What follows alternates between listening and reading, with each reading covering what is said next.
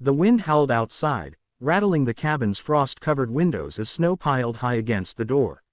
A faint knock broke the silence, hesitant at first, then desperate. The old wooden floor creaked as Eliza, bundled in a thick shawl, rose from her chair by the fire. Her eyes narrowed, wary of strangers in this remote wilderness. "Who's there?" she called, her voice sharp but trembling. The knocking stopped, replaced by a voice, soft yet strained. "Please, I'm lost. It's freezing. I saw your light. Please let me stay with you tonight."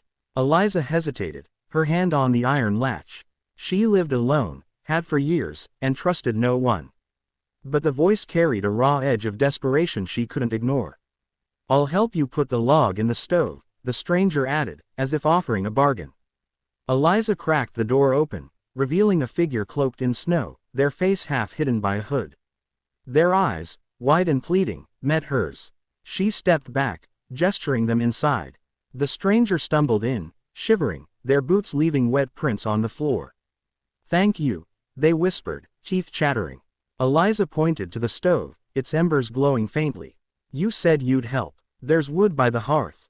Move quick." The stranger nodded, shedding their cloak, revealing a young man with wind-burned cheeks and hands rough from travel. He knelt by the stove, fumbling with a log, his fingers stiff from cold. Eliza watched, arms crossed, her heart torn between suspicion and pity. The fire flickered, casting shadows that danced across the room, and for a moment, the cabin felt less empty. The young man, who introduced himself as Tom, worked clumsily at first, the log slipping from his grasp. Eliza sighed, kneeling beside him. "Like this," she said, guiding his hands to position the wood just right.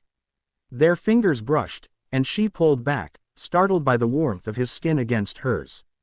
Tom offered a shy smile, his breath steadying as the fire caught, crackling to life. "I didn't mean to intrude," he said, sitting back on his heels. "I've been walking for days." Got turned around in the storm.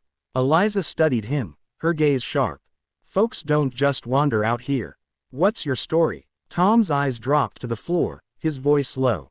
"Running from something, or to something. Haven't decided yet," she snorted, unconvinced, but the fire's warmth softened her edges. She handed him a tin mug of steaming tea, her only gesture of hospitality. "Drink, then talk." Tom wrapped his hands around the mug, the steam curling around his face. "I was a clerk in the city," he began, "but things went wrong. Bad debts, worse people. I thought the mountains would hide me."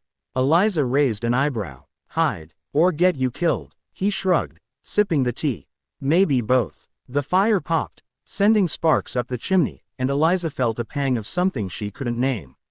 She'd been alone so long, the sound of another voice felt foreign, yet oddly comforting. Tom set the mug down, his eyes meeting hers. "I'll leave at first light. I swear." But the storm outside roared louder, and Eliza knew no one could survive it tonight. As the fire grew, the cabin filled with a golden glow, softening the rough-hewn walls. Eliza tossed another log into the stove, and Tom scrambled to help, their movements syncing in a quiet rhythm. "You're good at this," he said, nodding at the fire.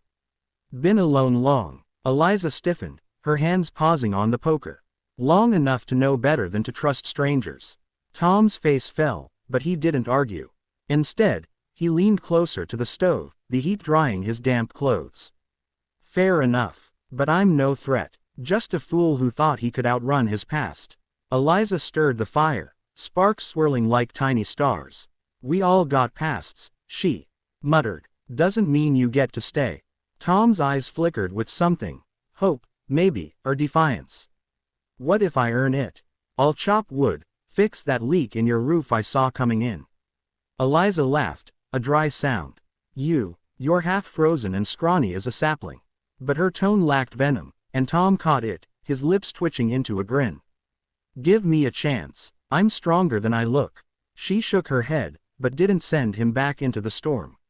Instead, she pulled a loaf of bread from a shelf and sliced it, the knife glinting in the firelight. "Eat," she said, tossing him a piece. "Then we'll see." Tom caught it, his gratitude silent but clear. The storm raged on, sealing them in, and the cabin felt smaller, warmer, as if the fire burned away a fraction of their guardedness. Hours passed, the storm a relentless roar outside. Eliza and Tom sat by the stove, the fire now a steady blaze. He'd offered to stoke it again, his hands steadier now, and she'd let him, watching as he carefully placed another log. "You're learning," she said, a grudging approval in her voice. Tom chuckled, brushing soot from his hands. "Had a good teacher." Silence settled, heavy but not uncomfortable. Eliza broke it, her voice softer now. "Why'd you really leave the city? Don't give me that debt nonsense." Tom's shoulders sagged, his gaze fixed on the flames. "Lost someone," he said finally. "Someone I should have saved. Couldn't stay where every street reminded me." Eliza's chest tightened. She knew loss, the kind that carved you hollow. "Running doesn't fix that," she said, quieter than she meant. Tom nodded, his eyes distant. "I know, but staying felt like dying." The fire crackled, filling the pause. Eliza stood, fetching a blanket from a chest and tossing it to him. "Sleep by the stove, it's warmest there." Tom caught the blanket, surprise flashing across his face. "You're letting me stay," she shrugged, turning away. "Storm's too bad. Don't mean I trust you." But as she retreated to her corner, the weight of his story lingered, stirring memories she'd buried deep. The night deepened, the fire's glow painting the cabin in hues of amber and shadow. Tom lay on the blanket, his breathing slow, but Eliza couldn't sleep. She sat by the window, watching snow swirl in the dark, her mind churning. His story had cracked something in her, a wall she'd built after her own losses, her husband, her son, taken by fever years ago. She glanced at Tom, his face softened by sleep, and wondered what ghosts haunted him. The stove needed tending, and she moved quietly, not wanting to wake him. But as she reached for a log, his hand shot out, grabbing her wrist. "I'll do it," he mumbled, half asleep. Eliza froze, then pulled free. "Go back to sleep," she snapped, but her voice lacked bite. Tom sat up, rubbing his eyes. "I said I'd help, let me." Together, they fed the fire, their movements a quiet dance. "You don't talk much about yourself," Tom said, breaking the silence. "Why's that?" Eliza's jaw tightened. Nothing to say, but his steady gaze coaxed words from her. "Lost my family," she admitted, her voice barely above a whisper. "This cabin's all I got left."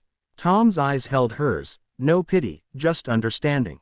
"Then it's a good place," he said. "Feels like a home." The words hit harder than she expected, and she turned away, hiding the sting in her eyes. Dawn was still hours off, the storm showing no mercy. The fire burned low, and Tom rose to add another log, his movements sure now. Eliza watched, her suspicion fading despite herself. "You're not as useless as you look," she said, a faint smile tugging at her lips. Tom grinned, the first real warmth she'd seen in him. High praise. They sat closer now, the chill of the night drawing them near the stove. Eliza found herself talking. Small things at first, about the cabin, the woods, then deeper memories of her son's laughter, her husband's hands. Tom listened, his silence a gift, and shared his own stories, of a sister lost to illness, of guilt that gnawed like hunger. The fire crackled, a steady heartbeat in the room. "You ever think of going back?" Eliza asked. Tom shook his head. "Not yet, maybe never." "You?" She stared at the flames. "Thought about it, but this is where they were. Leaving feels like losing them again." Tom nodded, understanding in his quiet. They worked together to keep the fire going, their hands brushing now and then, each touch a small bridge between their solitary worlds. The storm began to ease, the wind's howl softening to a murmur. The fire still burned, its warmth a cocoon against the cold. Tom and Eliza sat side by side, the logs dwindling but enough to last till morning. "You could stay longer," Eliza said suddenly, surprising herself. Tom looked at her, startled. "You mean that?" She shrugged, uncomfortable with her own words. "You're not terrible company, and you're handy with the stove." He laughed, a sound that filled the cabin with life. "I'd like that," he said, then hesitated. "But I don't want to burden you." Eliza waved a hand. "Burden's mine to choose." They fell silent, the fire's glow wrapping them in a fragile peace. Tom reached for another log, and Eliza didn't stop him, their hands working together seamlessly now. "You remind me of him," she said softly, almost to herself. "My boy, he was kind like you." Tom's eyes softened, but he didn't press her. Instead, he stoked the fire, the flames rising high, and for the first time in years, Eliza felt the weight of her loneliness lift, if only a little. As the first gray light of dawn crept through the windows, the storm had quieted, leaving the world blanketed in snow. The fire still burned, though the pile of logs was nearly gone. Tom and Eliza sat in companionable silence, the night's confession settling between them like ash. "I'll head out soon," Tom said, his voice reluctant. "Storm's done." Eliza nodded, but her heart tugged. "You could come back," she said, her voice steady despite the risk. "If you're passing through." Tom smiled, a promise in his eyes. "I'd like that." They worked together one last time, placing the final log in the stove, the fire flaring bright. As Tom bundled into his cloak, Eliza pressed a small bundle of bread and dried meat into his hands. "For the road," she said gruffly. He took it, his gratitude wordless. At the door, he paused, looking back. "Thank you, Eliza, for the fire, for the night." She nodded, unable to speak. As he stepped into the snow, the cabin felt emptier, but the fire still burned, a reminder of the warmth they'd shared. Eliza closed the door, her heart lighter, knowing some connections, however brief, could kindle hope.